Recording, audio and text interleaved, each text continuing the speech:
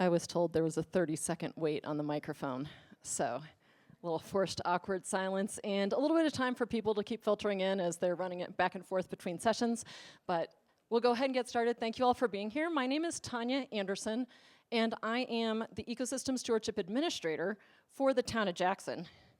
And if you're thinking, wow, that's a cool title, what is that? I created a Venn diagram to explain it, because that's how my brain works. I like to describe it as a cross between a sustainability coordinator and a staff ecologist. So, like many of you, and if this is too small for you to see, you should move closer to the front. There are seats available. But I do things like track our town's GHG emissions, work on creating and then implementing our sustainability plan, things related to energy efficiency, renewable energy, electric vehicles, and some workplace waste and recycling things. As a staff ecologist, I track indicators of ecosystem health and work towards clean air, clean water, healthy wildlife populations, and things like dark skies and our public lands, both being a liaison with a lot of our public lands managers, as well as some of the land that the town manages within our boundaries.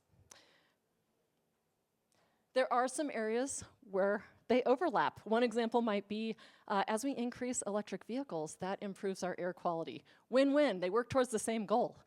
There are some times that they work against each other.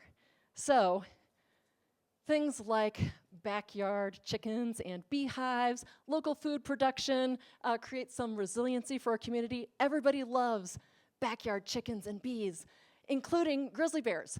And when we attract grizzly bears to town, they often have to be removed.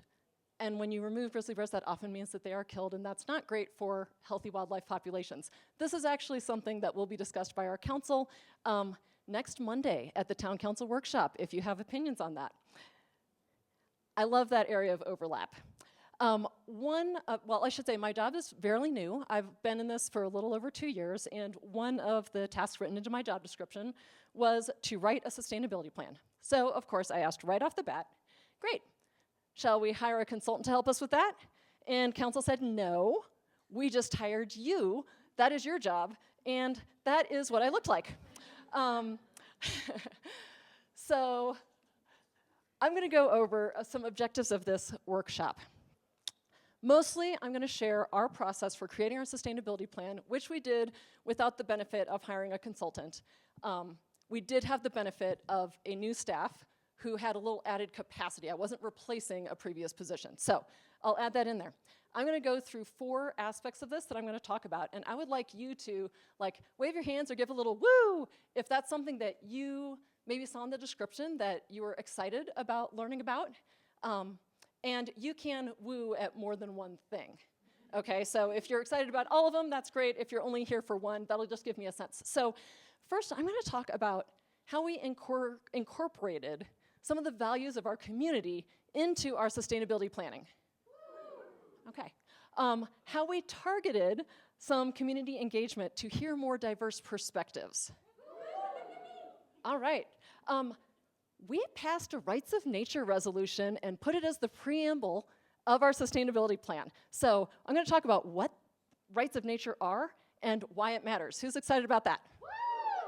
Okay, great. And to hire a consultant or not to hire a consultant, pros and cons. Okay. We'll cover all of these things. I heard some moves on all of them, and that's good because there are slides covering all of them, and I can't change them at this point.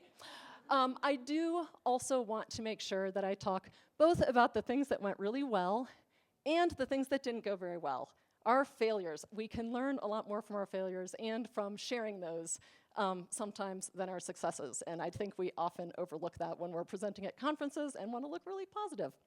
So, to start, I just want to acknowledge that this was not our first rodeo. We actually have a quite famous rodeo here in Jackson. We had some previous sustainability plans. So those were internal sustainability plans, starting with one in 2006, the 10 by 10 plan, reduce our emissions 10% by 2010, and then an internal, basically improve efficiency 40% by 2020 plan. Again, that was looking at town operations and fleets and emissions reduction only, climate mitigation only. 2 years ago, I came to Mountain Towns 2030 very shortly after I had started my job. And Jerry from Western Urban Sustainability Advisors, one of his slides was in a presentation that they gave, and that helped me to frame some of the things that we did. So I wanted to share with you, like, hey, this is something I learned at this place in Breckenridge 2 years ago, and I'm using it now. But it got me thinking about this difference between a municipal plan and a community plan. They had a similar one for a sustainability plan versus a climate action plan, and kind of why you might want to do one or the other. So a municipal plan, again, looking at town-owned buildings and solar installations, fleet efficiency for the vehicles that you use in, maybe your transit or public works and all of that, and things like municipal recycling or workplace bike racks, those types of programs all go into your municipal plan. But a community plan reaches more out into how you can affect things within the greater community. So a community solar project that anyone can be a part of, green power that anyone can buy into, public electric vehicle charging infrastructure that enables residents and visitors to own or drive a cleaner vehicle, commercial composting that businesses and residents can participate in, or something like a community bike share. Those are all parts of a community plan, and then of course some things in between. We run the transit system that benefits the larger community, things like building code that we're in charge of that has a great influence on the community, and water conservation. When we get people to conserve water, it reduces our town emissions because we produce the clean water. So I asked one of my first questions for council, should we have a municipal plan or community plan, and gave my bold recommendation that we should shift from municipal only and move towards a community but still have municipal goals. A combination with both municipal and community targets and strategies. And they said, yeah, great, we accept your recommendation. And that is what I looked like that time, because I realized I had just greatly increased my workload and what I needed to do. So these are kind of the steps. Decide to hire a consultant. You may decide to hire a consultant for the whole thing or for different aspects, so not necessarily in order. Determining your why. Are you here to save money? Are you here to save the planet? Is it both? Looking at those things, and then going through these different steps. And I'm adding this one because obviously this is something that we did that came out of a part. It doesn't have to be a part of anyone's plans. Given the time constraints, I'm only going to talk about the things in bold in detail while we are in this presentation today. And I'm going to talk about whether to hire a consultant at the end. After you hear me talk through our process, you may already have opinions about that, but I will get into more of the specifics of exact dollar amounts and staff time and pros and cons in that way. To start, though, I want to ask you a question that is essentially the question that I asked at every community engagement I did, whether it was a school group or a survey or a public workshop. No matter what language it was in. I started by asking people to think about what they value most about the place they call home. And so I'd like to ask you to do that. I'm actually going to give you about 60 to 90 seconds and let you write it down or talk with a neighbor and share some of your ideas. And when I have a mad clapping session, I would like you to come back and focus again. So go ahead and talk and or write.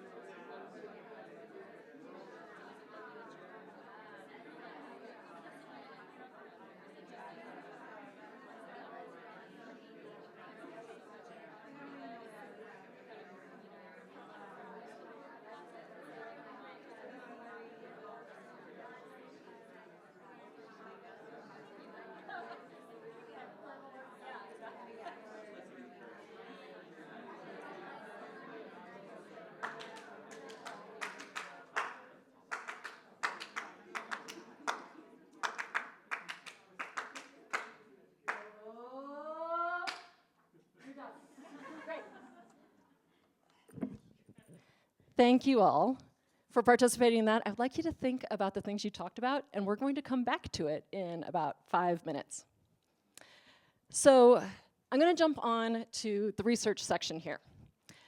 There are a lot of ways that you can conduct some research. You can look at other plans that you have in your community, like a comprehensive plan.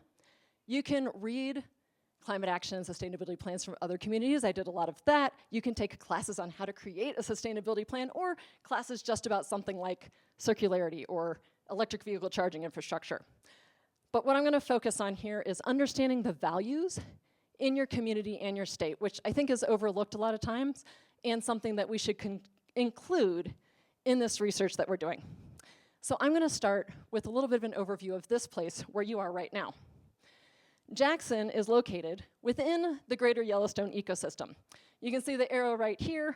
We are the gateway to 2 national parks. The GYE, we're going to call it for short, Greater Yellowstone Ecosystem, is the largest intact ecosystem in the lower 48 state. That means that we have a lot of healthy ungulates, but we also have healthy carnivore populations, including wolves, grizzly bears, and mountain lions. We in Jackson are surrounded by the National Elk Refuge to the north and the Bridger-Teton National Forest to the east and the south. This is a huge part of our identity. I was at a conference in September, was given a little bit of a hard time that people from Jackson, and I'm going to go back to Mary Kate Buckley this morning, said, how do you know people are from Jackson? Because they tell you.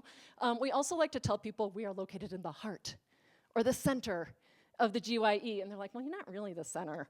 So what I'd like to say is that we are the appendix of the GYE. You know, if everything's going well, it's really smooth, we can provide some benefit, we're not creating any harm. If you removed us entirely, the ecosystem could survive without us. But if things go wrong, we can create great harm and pain to this ecosystem. So I think it's a better analogy. We are also located in the headwaters of the Snake River. So by watershed, we have a bit more in common with Idaho than with the rest of Wyoming, and that's also a part of our identity here. And then, of course, we're located in the state of Wyoming. You can see these are just different types of public lands that we have here. Jackson sometimes has different perspectives from the rest of the state, and we are still a part of the state. We share a lot of those perspectives. We also are, you know, we have to work within the laws that are set by everybody in our state. So I looked at the State of the Rockies report. I'm going to go to the 2022 one when I started this work, that talks about different states, and they do it annually. It's Colorado College, I think, is the ones that do that. And if you're in the back, Wyoming is in the far right. And what you can see is that of all these states in the Rockies, Wyoming is the least concerned about extreme heat. We are the least likely to support a transition to 100% renewable energy, and we are the least likely to say that climate change is a serious problem. On the other hand, sorry, let me go back one, I skipped that one. We are the most likely to call ourselves conservationists, and the most likely to be anglers, second most likely to be hunters after Montana. This is really important to keep in mind. Not everybody is concerned about climate change, and if they are, it's a little bit less than some of the other states. It's a little bit less than people downstream that aren't in the headwaters. But people in Wyoming care a lot about wildlife, and that's true in Jackson as well. So one example of this is the Trout Friendly Lawns program. I believe several communities have this. We may have gotten this idea from Sun Valley or some other community, but telling people at a golf course subdivision who live here a few months or even weeks a year to take actions to reduce their water consumption that is largely controlled by the people who manage their lawns is not that effective, especially if you center it around climate change or reducing in some way.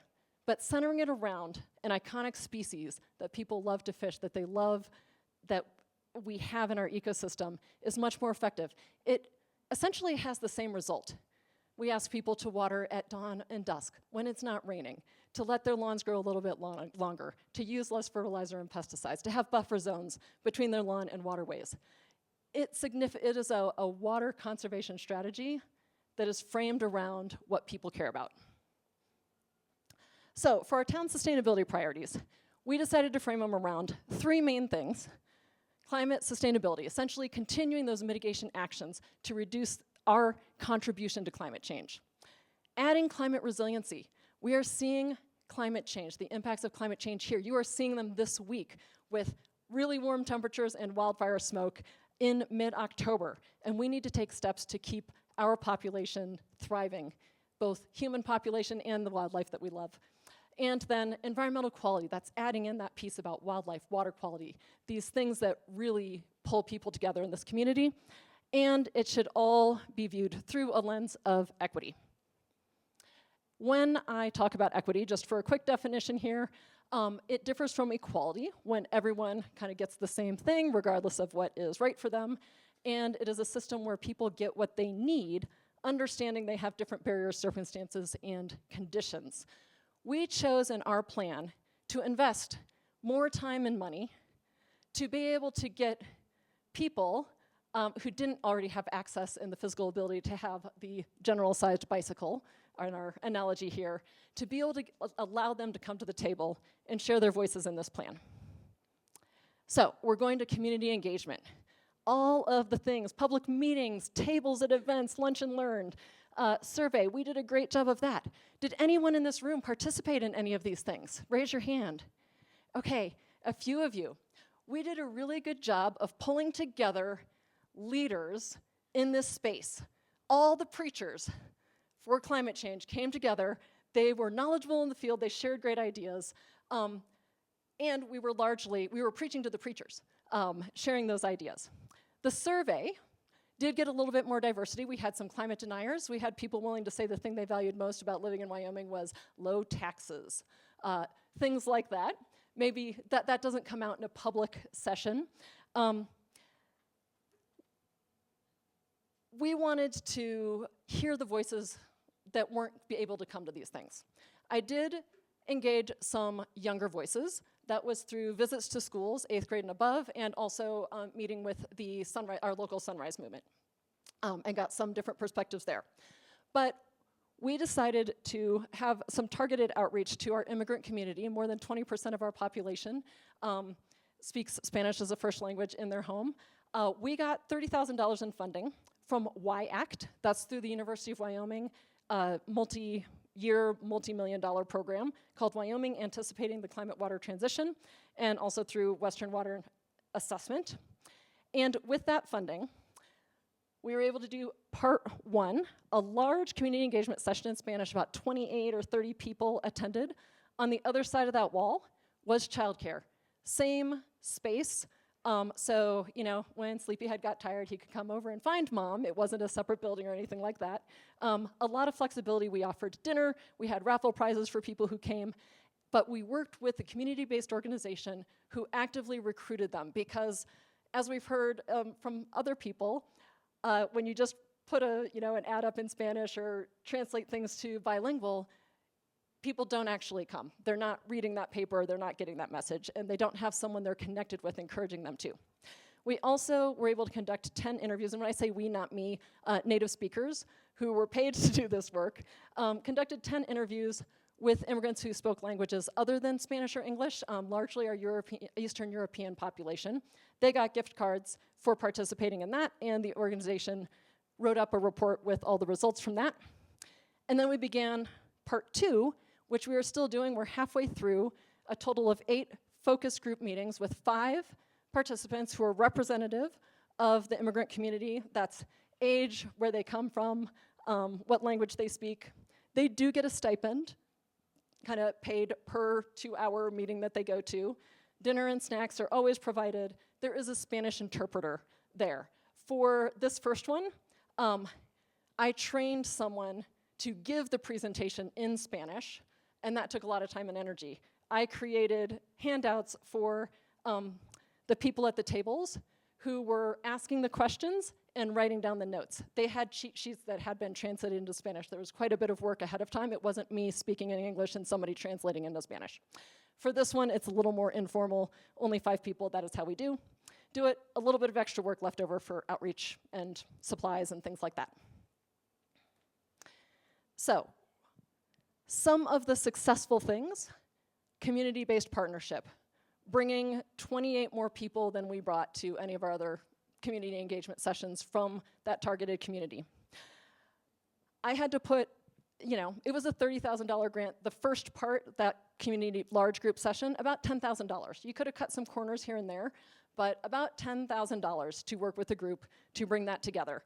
I also had to put a lot more time into preparing for that than I did for the English language one, even though theoretically I already had the presentation and just needed to have it, pay somebody to translate it into Spanish. But that preparation, working with their staff to run it very smoothly, took a lot more time. The things we talked about, location, time, food, childcare, cultural norms, working with the library to say, hey, I see that we're allowed to have sandwiches at the library, but not hot food. We would like something a little more culturally appropriate than sandwiches. And they were willing to work with us. Be flexible with timelines and willing to let go. It started at 5:30. It started at 6:20 was the reality. That is a cultural norm, and that is not my cultural norm, but it was my job to accept that cultural norm and work within it, and trust the process, and trust when the person giving my presentation did it a little differently than I do. And that's okay. And then lastly, listen openly and incorporate feedback. I'm going to show a picture here. This was one of our smaller focus groups. We did 2 of them that week, even though it's only 5 people, because we could not get them all in the room at the same time. So it's a very small group. We incorporated a lot of their feedback into a flyer for water bills that is bilingual that we brought back to them at our next meeting, and we're able to say, hey, based on your feedback, we created this thing. And I think that makes people feel good when they see something being put into action. So here I am. I'm going to go back to the question I asked you, and I'd like to hear if anyone in this group has something that they value that you either said or that you heard someone in your group say that you would like to share out. And I do have another microphone here.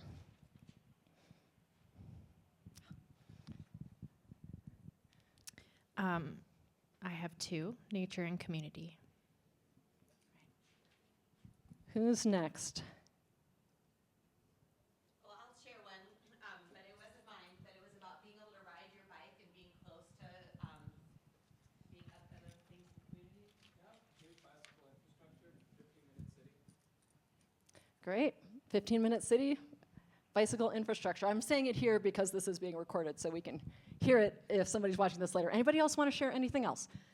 Only nature, community, and bicycles. Is that it? Anything else? We can start there. Okay. I'll pass it here, and then one more. I'm going to say it. An opportunity to participate. Okay. I will make this one the last one.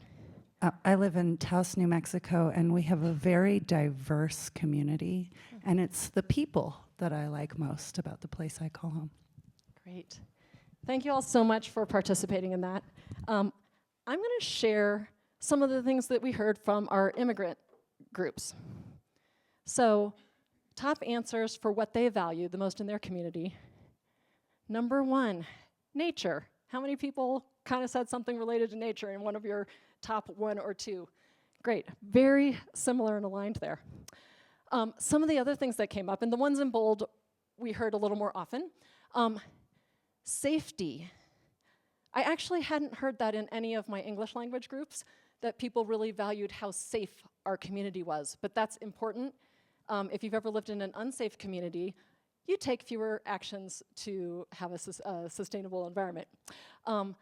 Economy, a strong economy, transportation, education, sense of community, I heard that in here, and cleanliness. I will say I've never heard anyone come to a town council meeting and say, I just want to appreciate how clean and how well maintained your roads are. But it actually came up in the top 6 here.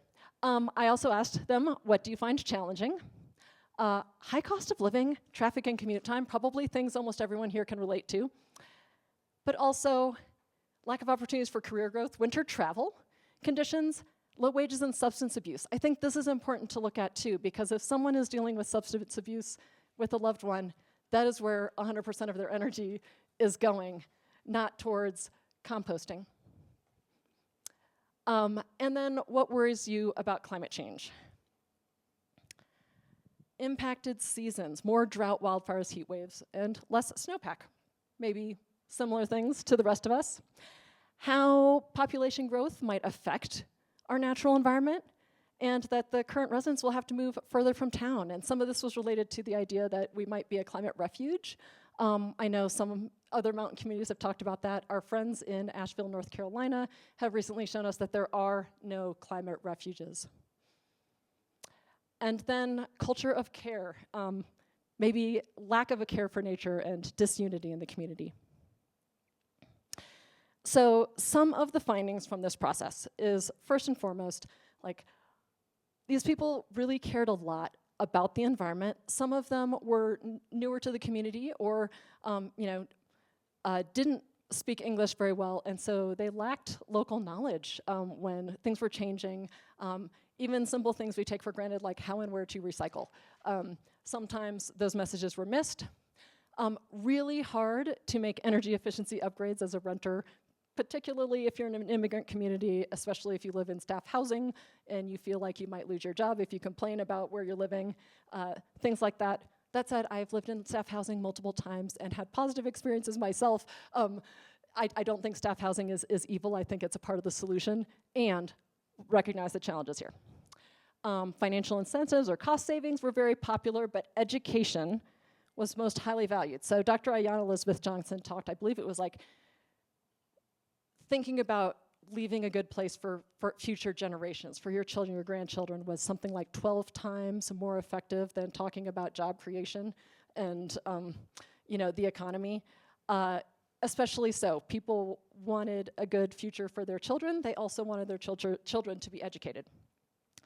And then we also learned, and I'll go back to our wonderful water bill flyer that we created, and they're like, yeah, we don't read our water bills. So on the one hand, they were glad we incorporated their feedback in what should be highlighted in these messages. And they also said, if you want to talk to me, come to my soccer game on Saturday. That's where you're gonna reach me, not in a newspaper ad or a water bill flyer or your town social media. So important things there. I wanted to share, we did not start off this process looking to also incorporate input from our Indigenous neighbors and community members. And it did come up. The town has been working on this. We have an equity task force separate from these other groups that I have. They're the ones who suggested a land acknowledgement and working towards repairing relationships with our tribes. This came up as we started talking about a rights of nature resolution, which I'm going to talk about in more detail later, but in the outreach part, very different here than working with Spanish-speaking or immigrant populations, where we had this local community group that could reach out to them and we just translated it. We did these things and they had this system and it was a prepackaged deal and very easy. This is where we've had to reach out and start building relationships one person at a time.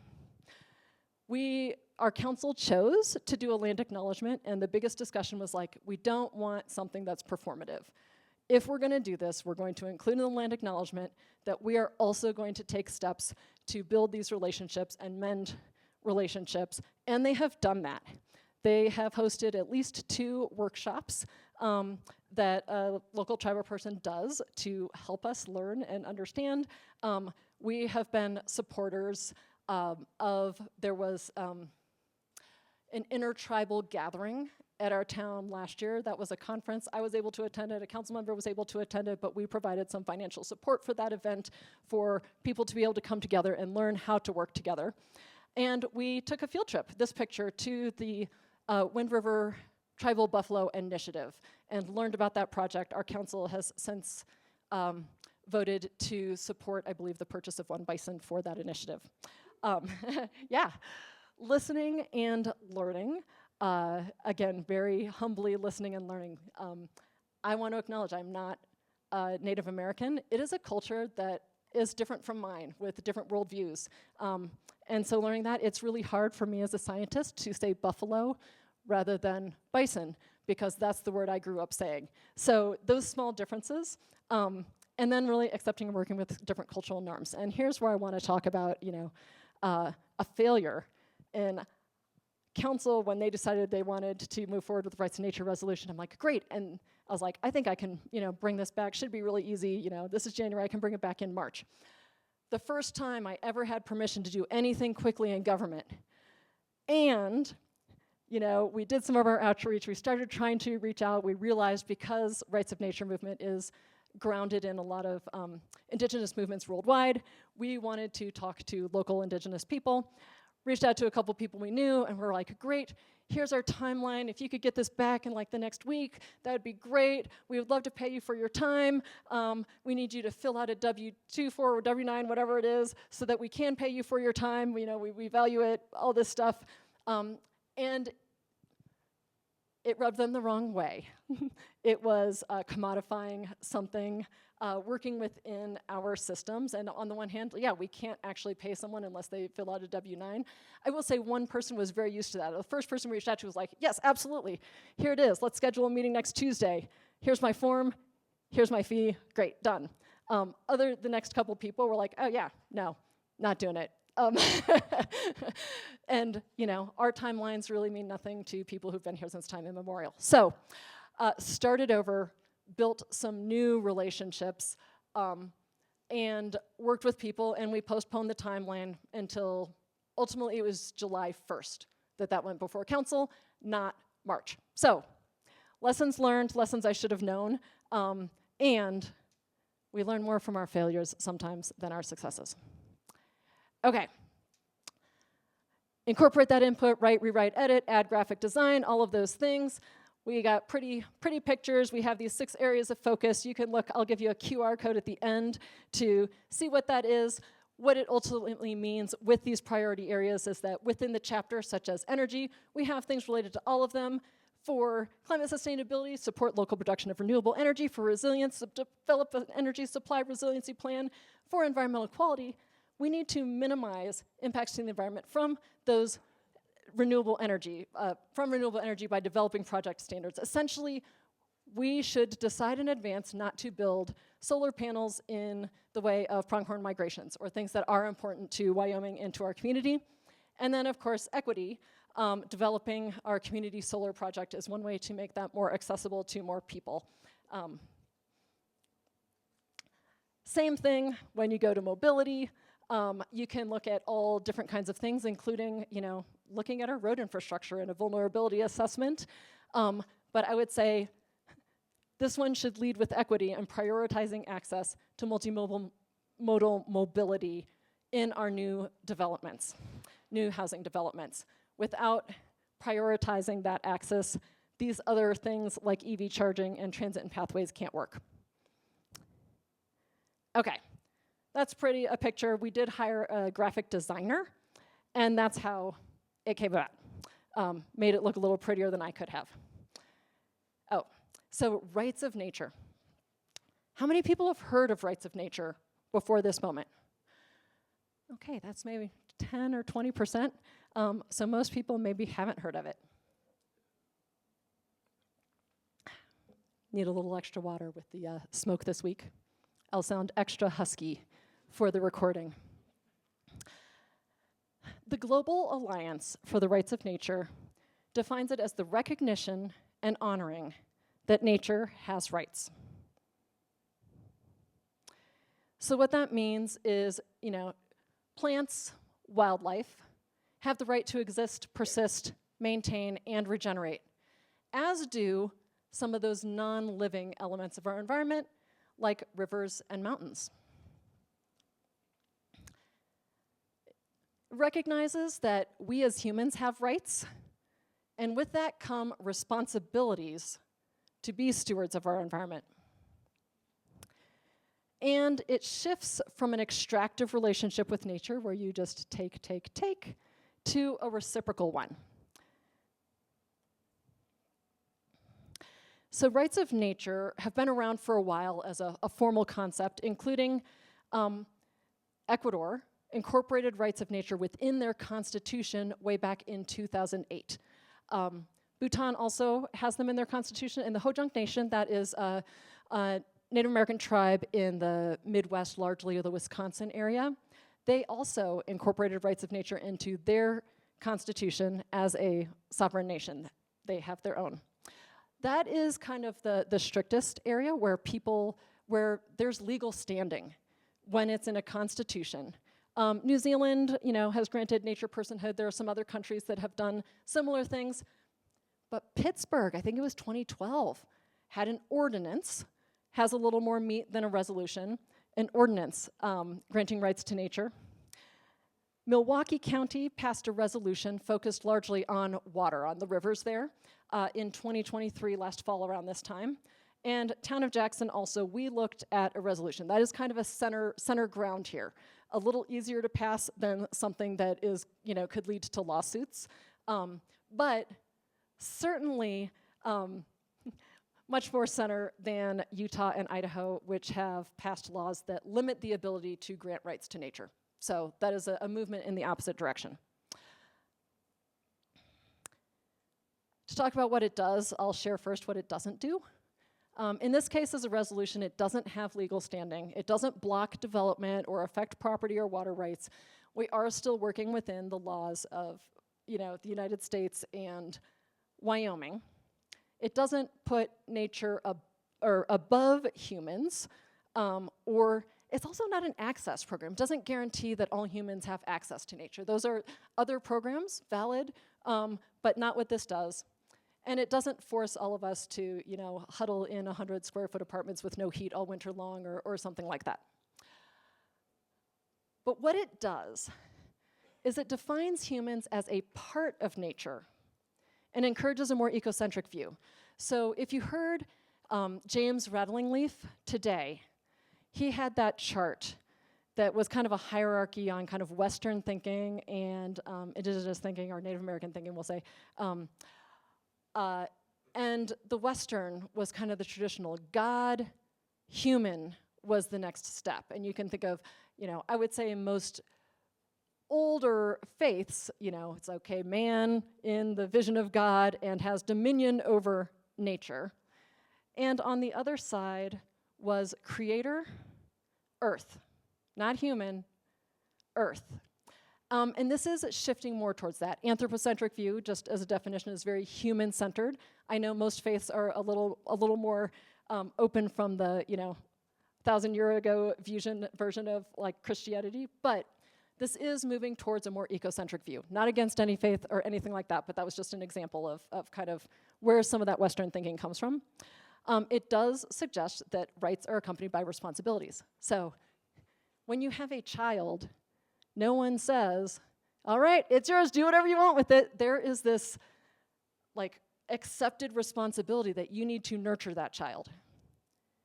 Why do we not have that when we purchase land that we plan to live on? We are, again, within a system where we purchase, but shouldn't that come with responsibilities to nurture that land, to nurture that environment? Or if you don't own land, simply where you live, to nurture the environment where you live. It will catalyze conversations about what that effective stewardship means, how we can do that in our community. It reminds our elected officials to consider the rights of nature in decision making. So a way we can do that is by putting that into our staff reports when they ask, how does this connect to our comprehensive plan and other initiatives? It is connected to rights of nature. Think about that as you're considering this next thing. And hopefully it will inspire some other communities to consider doing something similar. So our resolution, some things that we have in that, we have acknowledged the indigenous people that have been here since time immemorial and continue to live and thrive in this region. Their reciprocal relationship with nature, that word came up again and again with the indigenous people that I spoke with, is reciprocal. Regenerative, we also heard today. I think that was Benji Backer, maybe, that might have said that. I can't remember who said that, but that was another word that came up. Traditional ecological knowledge. James Rattlingleaf also talked about that, acknowledging the value of that. We acknowledge, this is kind of the basic component here, the right of nature to exist and flourish now and in the future. We accept that it is our responsibility as people who live here, people who visit here, people who are elected officials here or staff here, to respect, replenish, and repair the natural world we live within. And this is an important part. In different feedback that I got, what people wanted, some people were like, no, it's foofy, it doesn't have any teeth, why are we doing it? We're doing it because we're able to incorporate into it 2 statements that share basically that we shall consider rights of nature in our management decisions, that's of the public lands that we manage, and we shall consider opportunities to use the tools available us to protect the rights of nature, those things like building code and land development regulations. It is in this resolution that we shall do that, and that's something I can remind our council of over and over again. Okay. I will say a quote by Dr. Wayne Dyer that is one that I thought of when I was doing this. The reason to do this is because when you change the way you look at things, the things you look at change. Jackson and Teton County have a joint comprehensive plan, and the vision of that plan is to preserve and protect the area's ecosystem in order to ensure a healthy environment, community, and economy for current and future generations. I don't think that's possible unless we change the way we look at things so that the things we look at will change and will be the future that we want to see. So, it's an opportunity. We have to shift the way we think from an extractive economy to a reciprocal and regenerative one. I'm going to the last part here. Decide whether to hire a consultant. First, look at what your strengths are. When I was told I had to do this myself, I had the little shock, but then I was like, okay, what are my strengths? Well, I've lived here since 2008. I do have local knowledge. I have done a fair bit of, that research, writing, editing. That's very comfortable. I have meaningful connections with environmental groups in our community. Very comfortable facilitating a public workshop myself, and had capacity in my new job, but I was really bad. I speak Spanish, but not fluently enough to host a session in that or catch everything people are saying accurately. I didn't have meaningful communities with those immigrant communities or with the tribes. I lacked some technical expertise to look at a building and say, oh yeah, we can cut emissions 25% if we just add a heat pump there and change that light. I am horrible at graphic design, and grant writing, while it's something I have done in the past, it takes a lot of time. We chose to hire out the first 2 of those with that grant funding to Voices JH. We did an energy audit for some technical expertise on our buildings. We hired out graphic design for the plan, a very small portion, and we hired some grant writers to help us with some of these opportunities that we have coming up. I also looked at what resources we had. We were able to incorporate, I borrowed the same vision and many of the goals for our comprehensive plan because these things should all be aligned. I don't need to spend time thinking about those. We can focus on the more detailed strategies. We also had already passed a net zero resolution and a zero waste resolution. Great. Those are a couple of our targets, and we can put those in there and then figure out how to accomplish that. Things I learned at the Mountain Town Summit and community, also a member of Urban Sustainability Directors Network and ICLEI, took some classes through them, but ICLEI also, as our membership, we get about 10 hours of a year of consulting, and I used all of that on this plan. Lots of community groups, the Jacksonville Climate Action Collective, the Teton Climate Action Partnership, groups like that, and we do have an equity task force, and then of course I used interns and volunteers, including an intern who put this plan on our website last summer, and an intern who helped me with a lot of the proofreading and editing based on the time that he arrived. Okay, if you hire a consultant, higher upfront cost, lower investment of staff time. I would say the staff time I invested was probably at least $30,000 of my time, a little over $5,000 for graphic design and our website update. Well, not super fancy, pretty cheap because we had an intern do it. Results, sustainability plan consultant, much shorter timeline, lower stress community engagement, and a very professional looking product. It took me almost 2 years start to finish, in part because we delayed to be able to get some of that input. Maybe, if I hadn't done that a year and a half, but it took staff time away from other projects. This is opportunity cost. That said, as a positive, we created a plan that's really unique to our community. Having the Rights of Nature resolution and having that be the preamble, very unique. We also had some money that we were able to use for the things that were our weaknesses, the energy audit and grant writing. And the results of that, $10.4 million in a little over 2 years. The first 3 grants, probably would have had to apply for those on my own. Just added some staff capacity for me that they helped out with that. I was able to focus on other projects. 3 of them actually benefit Teton County and 2 community groups that are helping things like farm stand expansion, things that are within our goals that we're not going to do ourselves, but we could apply for a grant, they could benefit from the funding, and they didn't have the capacity or knowledge to apply for that federal grant themselves either. So helping our community to help us reach the goals within our plan. And then the last one, we recently were awarded $5.5 million. You can cheer here. Okay. Thank you. Thank you. $5.5 million for a very competitive electric vehicle charging infrastructure grant. And that will revolutionize transportation here in a very remote area. Most of it will go to places like the airport and Grand Teton and Yellowstone National Park at the concessionaires so that people can rent electric cars or own them here and use it to actually get into our national parks and the places people go when they visit here or when they live here, and to do that in an all-electric vehicle, which is really not possible now. So thank you, Sustainable Strategies. We do have one of their staff members here. You can talk to him afterwards if you want to learn more about what they do. But we would say this is a great benefit for using my staff time to create our plan and using some of our money to hire someone to get us a big grant that I would not have been able to do with my skill set. I'm going to leave you with just a little bit of inspiration, and we'll have some time for questions. This is Gordon Parks. He was a famous, groundbreaking photographer for Life magazine. And I went to an exhibit probably 20 years ago or more in Rochester, New York. And one of the things that stood out to me, not necessarily his photos, but was this description. He said, you know, when I was starting out, people would ask me if I could do something, and I would say yes, and then I would figure out how to do it. In the climate crisis, we need to have research that makes sure we're putting our time and energy into the right things, but when we find those right things, we need to say yes and figure out how to do it. So that is what I'm going to leave you all with. There's a QR code where you can find our plan on our website.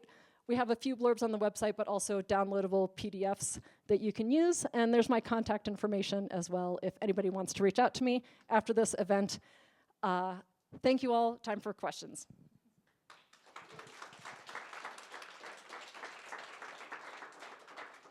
Okay. None. I either did such a good job that you have no questions, I answered everything, or such a bad job it was not interesting. Hi. My name's Morgan. So I'm with the Park City Visitors Bureau, and I think so much of the work that we do doing sustainable tourism work integrates with our local governments. And so knowing that Jackson does have that thriving visitor economy, I'm curious how that understanding impacted the choices you made in creating this plan, because there is so much interaction with the visitor economy and visitor behavior in kind of achieving some of these plan objectives. So, the Sustainable Destination Management Plan was created prior to us finishing this plan, and I was able to be a part of that process, and that was great. I do work frequently with them and talk through, ultimately they've created a plan, and the Sustainable Destination Management Plan, our Travel and Tourism Board led it with Riverwind played a large part in that also. They're a local nonprofit organization, but they did hire consultants for that work. Having that was one of the plans that was, where ideas were incorporated in, and so I was able to take things that came out of their community process, be like, okay, this one needs to be done by a local government, and there were some other things that weren't what we were going to put in. Trying to find that fine line between amplifying other plans, either finding the gaps. I'd say we also have a transportation management plan. Finding the gaps, EV infrastructure was not covered in that. That's a gap, but then finding where we can amplify or where we can completely take things on. I guess that's the closest answer I can get. If you have a more specific question, or if you want to talk later, we can talk about like specific projects. The EV charging infrastructure hopefully benefits both residents and visitors based on the locations that we have those. Yeah, I think I was thinking about a lot of the kind of community work and feedback work that you did with local residents and how much the idea of like an employee perspective or someone commuting in and out was included in this planning process. And we can also talk more after. Yeah. I would say, I'll just say, I'm still halfway through the focus groups. And those have been great because the big one, we got all kinds of ideas and perspectives. And these, every week we deep dive into something and they talk about like what is actually feasible and what are the barriers. And every time I just get slapped across the face with something that, we thought, oh, of course, this will work. And they're like, well, no, it doesn't work. Water conservation, we went in talking about lawns and none of them had lawns. So like, oh, let's start over. Let's have a different conversation. And I think that's an important part. We actually, the most recent one we did was futures scenario planning and talking about like, what some information on what climate is gonna be here in a few years and what they're concerned about, and like having a construction worker's perspective, having a commuter's perspective, like those were really important. And a commuter perspective that's different from, I would say, a white middle class commuter perspective. And like, how does that affect the workday of a construction worker or someone who works restaurant industry? And they work all different industries, but those are two that were represented. Yeah, thanks. Were you next, or? Yeah, go ahead. Oh, okay, well, I was pass just, to him after. going back to the chickens and learning more from failures. I'm curious about points of friction, initiatives that you or your team thought were no-brainers, but got, downgraded by surprising constituencies. I think we created the plan. We did create a sustainability plan rather than a climate action plan so we could incorporate a lot of things. We wanted to create something where there was a plan where there was something for everyone. And I'll say a lot of the like diehard environmentalists in our community are of the like, climate change is global, we can't do anything, don't waste any of your time focusing on that. Like, we believe in it, we take actions personally, but don't waste any of your time focusing on that because wildlife is the thing that we need to protect here. And I hear that time and time again. I think the way we need to have bold climate goals and targets within this plan and strategies, and we also included really important things that will benefit wildlife. So a part of it was a yes and thing. I would say there are a couple, the chickens and bees, we'll see how that goes. We're getting lots of comments on both sides from that, and we'll see what council decides. I think regionally, one of the biggest issues we need to tackle is dams, hydropower, and salmon. And so being a part of the Snake River, we're the Snake River headwaters, we are part of the Bonneville Power Administration. There are 4 dams on the lower Snake River that are impacting the ability for salmon to survive. That also impacts the ability for a culture that depends on salmon to survive, or that has depended on salmon since time immemorial to survive in their cultural practices.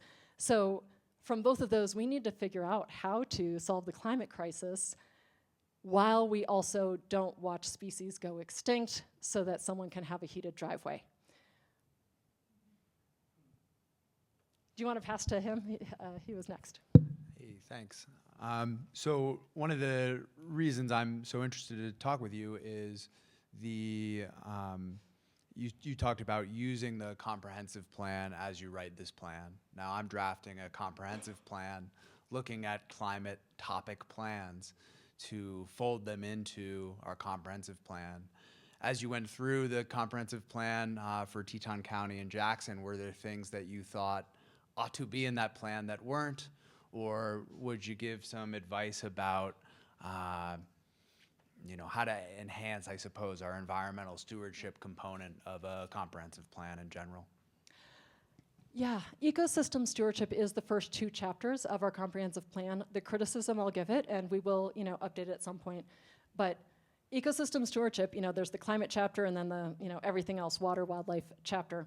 And then there's a chapter on transportation that doesn't speak that much to ecosystem stewardship. And the housing chapter doesn't speak to either of those things at all. It's not speaking to transportation, and it's not speaking to energy efficiency or any of those things. So the staff in charge of housing, their directive is housing, housing, housing. If you incorporate a little more crossover between the chapters so that housing is housing and energy efficiency that will lower bills for the people living there, and prioritizing areas with access to transportation and incorporating that into the plan, you're going to do a better job of, providing that housing. And same thing if I'm thinking about housing in ecosystem stewardship and not just bears and chickens. Yeah. Right here, can we pass the mic up? Here, I'll give you mine. You talked about having a municipal plan and a community plan and then how they overlap. Did you integrate both of those, or do you have those separate? Great question. They're integrated into the same plan. Okay. And so we created for everything, it's the same chapters and the same overall goals. And for each one, we have goals and then some like municipal goals, targets that are community, and then a couple municipal targets. Generally, the municipal targets are stronger.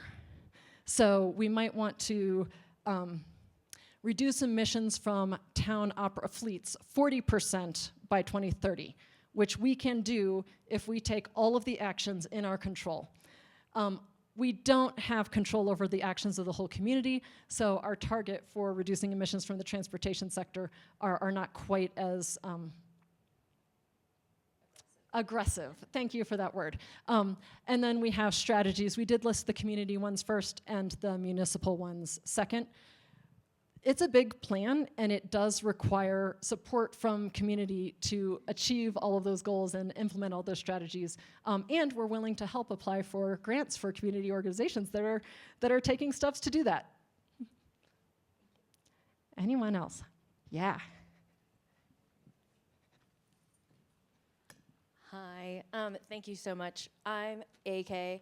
I work in disability recreation with adaptive sports, and I am just really curious if during your research with all of this, just since people with disabilities also are obviously impacted by climate change and climate disasters, and as people are rehomed and moved around from climate disasters, and that obviously isn't as easy to do with a disability, nor to find accessible homes and all of that. So I was just curious if, while you were doing all of this research, if you came across any climate plans or sustainability plans that do have good disability equity included in them? That's a fabulous question. I did not, in the plans I read, I cannot recall anyone that specifically pointed out disability. Accessibility is one of the things they were looking at. I also will say, with the resources and time we had available to us, we could have done outreach to more groups. Our age-friendly Jackson Hole, the disability community, immigrant communities that weren't Eastern European or Spanish-speaking, and we weren't able to go to each and every one of them outside of using our own equity task force that does have representatives from age-friendly Jackson Hole and the disability community on it. So it's not as targeted. It's something that does need to be considered. I think, we put strategies together and hoped to evaluate them as they come up. So again, bringing in this immigrant task force as we evaluate strategies, it's a great idea to bring some of them to either the equity task force or these other groups and say, okay, we're interested in this project. What can we do to make sure this is accessible? Or helps, is more resilient for the future. Thanks for that reminder. Yes. Hi.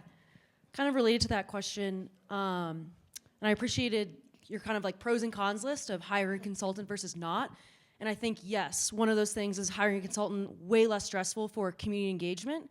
But at the same time, and in my role and experience, when you do hire a consultant for community engagement, it feels pretty forced, pretty kind of I don't know what the right word is, but like just kind of going through the motions and not very authentic. And so wondering, in this process, what is your perspective of, like, when do you feel like enough community engagement has occurred that you are really getting an authentic, representative perspective of the community to incorporate and say, okay, this feels like somewhere we can move forward from?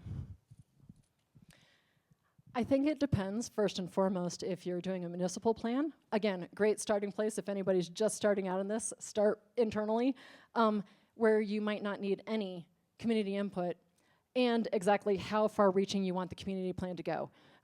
We chose, we're the town of Jackson. We only have influence over the town, and we actually, chose some strategies that can expand outside of that, because air, water, wildlife, climate, it's all interconnected.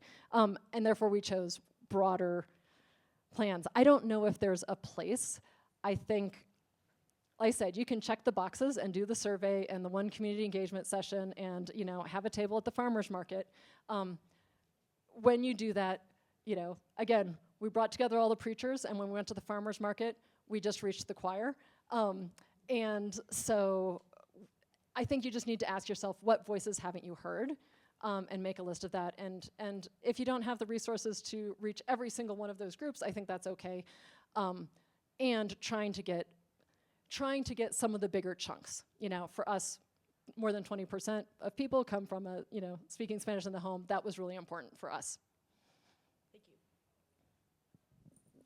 Miles, I'll give you this one, and I'll grab the other one. Thanks, Tanya. We're getting near the end of time. Um, We're at the end. I won't be offended if somebody leaves. Still okay to go? Go for it. I'm wondering if through any of those conversations or through working with Voices JH, through any of those sessions, seems like so much of this is giving the community tools to be able to reference that resolution once people are giving public comment, and continuing this process as the community continues to be engaged. I'm wondering if through any of those sessions, you saw maybe new ways of oh, this is a way that I want to keep engaging with this group, or hearing feedback of through that process, new ways, we can't have these meetings at this time of day anymore. What kind of ways might that continue to be a process and not just these one-time listening sessions? Yeah, I think we're learning a lot as we go along. One thing our town council has started doing, we converted a home that we owned that we had staff in. We converted it to childcare. That helps our staff, because when I did a transportation survey, a lot of staff who lived a mile from town were driving 10 miles a day to get someone to childcare and then get to work. Made that more convenient, helps us reach our goals, but we also are opening up free childcare during our town council meetings. No one has taken advantage of it. So we need to reevaluate that, figure out who should be there. We're trying to remove the barrier, and if that's not the barrier we need to remove, we need to look at other things. So I think just the fact that we have an equity task force, the fact that we're continuing these immigrant focus groups, we'll continue doing that, and we'll reevaluate this in 2030 to create a new plan.